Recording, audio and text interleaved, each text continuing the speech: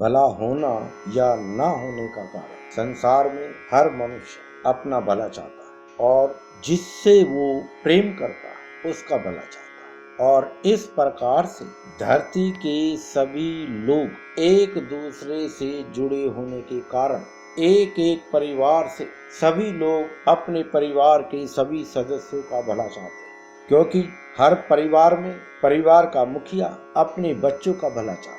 और जब संसार के हर परिवार का मुखिया अपने बच्चों का भला चाहता है, लेकिन फिर भी देखने को मिलता है कि सबका भला नहीं होता। कारण कोई भी मनुष्य अपना भला तो कर सकता है, लेकिन जिससे वो प्रेम करता है, जिसका वो भला चाहता है, उसका भला करना उसके हाथ में नहीं होता। क्योंकि न्याय चक्र के कारण जिस मनुष्य ने पूर्व जन्म में जैसे कर्म कर रखे, उन कर्मों का फल भोगने के लिए ही मनुष्य धरती पर जन्म लेकर आता है। अगर कर्मों का फल उसी समय ही सबको मिलने लगता, तब कोई भी मनुष्य गलत कार्य कर ही नहीं सकता था। लेकिन परम पिता परमेश्वर के न्याय चक्र के अनुसार जो जैसा करेगा वो वैसा भोगेगा। इसलिए मनुष्य अपनी समझ का प्रयोग करते हुए हमेशा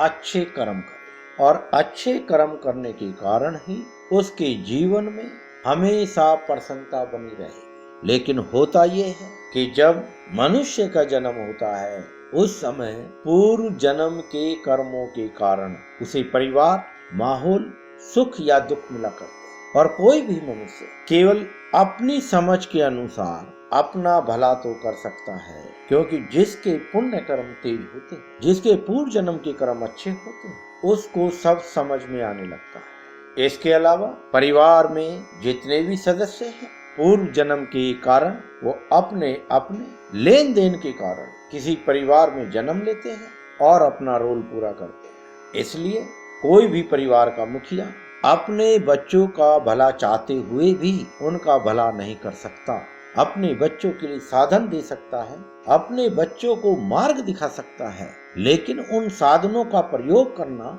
और उचित मार्ग पर चलने का कार्य उन बच्चों को ही करना होता है। और जब बच्चों के पूर्व जन्म के कर्मों के अनुसार वह तेज नहीं आता, तो उन्हें किसी की भी अच्छी बातें समझ में नहीं आती। ऐसा नहीं है कि माँ बाप समझाएं और बच्चे समझने का प्रयास ना करें, लेकिन जब समझने का स्तर ही नहीं है तो बच्चे हाँ हूं करते रहते हैं और माँ बाप को ये दिलासा देते हैं कि हम समझ गए। लेकिन अफसोस, समझाने के बाद भी जब उनका आचरण सही नहीं होता, उनका प्रदर्शन सही नहीं होता, उनका कार्य में मन नहीं लगता, इसका मतलब है कि वो अपने पूर्व जन्म के कर्मों के कारण ही ऐसा आचरण कर रहे हैं। वे समझते तो सब हैं कि हमारे भले के बारे में बताया जा रहा है, हम अच्छी तरीके से किसी काम को मन लगा के करेंगे, चाहे वह शिक्षा का काम हो, चाहे वह प्रदर्शन का काम हो, चाहे वह कला का क्षेत्र कोई भी हो। अगर मन लगा के काम करेंगे तो हमारा प्रदर्शन अच्छा होगा और हमारा भविष्य अच्छा होगा, क्योंकि अच्छे काम करने वाले की ही समाज तरक्की कराता है, समाज उसको प्रोत्साहित करता है, समाज उसको अपना मानता है। इसी प्रकार देश में कई प्रकार के समाज होते हैं और हर समाज का एक मुखिया होता है जो अपनी योग्यताओं से समाज को सही दिशा देने का कार्य करता है, और ये पद संसार में उसे ही मिलता है। नाम और शोहरत उसको ही मिलती है जिसके पूर्व जन्म के कर्म अच्छे कर्म करने वालों को जीवन में सुख समृद्धि मिलती है, परेशानियां भी मिलती है और परेशानियों को हल करने की ताकत भी मिलती है। लेकिन चाहे देश का मुखिया हो या समाज का मुखिया या परिवार का मुखिया, ये सभी लोग अपना भला तो कर सकते हैं, किसी का भला करने के लिए उन्हें सही मार्ग भी बता सकते हैं, उनके लिए साधन का इंतजाम भी कर सकते हैं। लेकिन जिनका भला किया जा रहा है, जिनसे प्रेम किया जाता है, उनका भला चाहते हैं, और भला करना उनके ही हाथ में है जिनका भला किया जाना है। लेकिन अगर उनके पूर्व जन्म के कर्म अच्छे नहीं हैं, वे बताए गए मार्ग पर अच्छी तरीके से मन लगा के कार्य नहीं कर पाते और किसी का भी भला नहीं हो पाता, आदि अनादि काल से देखा गया है कि समय समय पर हर मुखिया अपने परिवार के सभी बच्चों का कल्याण चाहता है। आदि अनादि काल से कितने ही परिवार हैं धरती पर कि वो परेशानियों में रहते। पिता अपने बच्चों पर चिल्लाता रहता है कि मैंने तुम्हारे लिए क्या नहीं किया, पर तुम्हारा प्रदर्शन देखकर अफसोस होता है कि इतनी अच्छी मार्गदर्शन के बाद भी, इतनी अच्छी संगति देने के बाद, इतना अच्छा सुख सुविधाओं का भंडार देने के बाद भी कुछ बच्चे पिता के सपनों को पूरा नहीं कर पाते और कुछ बच्चे अपने पिता का सपना पूरा कर देते। जिस बच्चे से पिता को नाम प्राप्त नहीं होता, ये पिता का अपना प्रारब्ध है। और जिस बच्चे का पिता से सभी सुख सुविधाओं को भोगना और पिता की किसी भी इच्छा को पूरा ना करना, वह बच्चा जानकर नहीं करता, लेकिन अफसोस है कि अंधेरे में तेज गति से नहीं चला जाता। इसलिए बच्चा पिता के सामने अच्छे कार्य करने का वादा तो करता है, लेकिन उसके मन से वह उत्साह, वह तेज, वह लगन प्रकट नहीं हो पाती, क्योंकि प्रारब्ध अनुसार उससे अपने पिता का सुख सुविधा भोगना है और अपने पिता को